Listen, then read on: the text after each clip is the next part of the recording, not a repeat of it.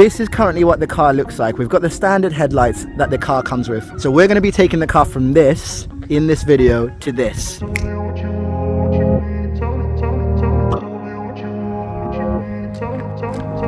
Without any further talking, let's get to the installation.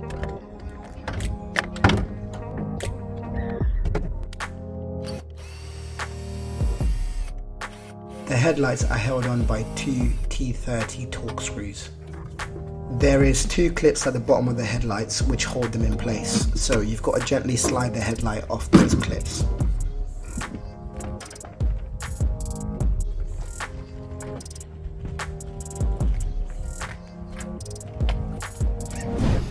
So these are the old ones that the Polo comes with, the factory ones, and these are the new ones.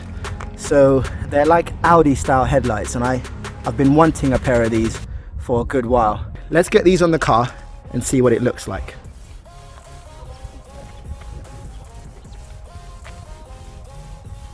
So I'm going to turn them on and see if anything happens, anything good happens.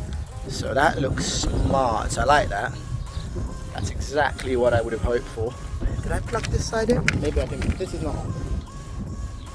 Ah, I didn't plug it. Really and truly, you shouldn't mess about with electrics if it's on, but it's my trade. What's the worst that can happen? Check this out. This is pretty sick. This is exactly why I wanted these headlights. The sweeping indicators in the mirror, and I've got to do the rears as well because I can't have it not doing the same thing. It had to be too good to be true because the installation was just going so smoothly. I've put them in just to test them. I haven't even buttoned anything up, none of the screws.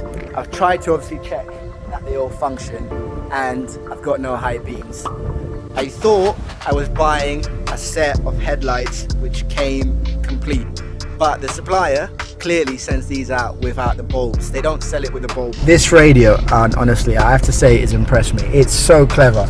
My headlights are on right now, and it goes into dark mode. That's my sat nav. If I flick my headlight switch on, off, on. I'm gonna flick this into reverse. How does it know?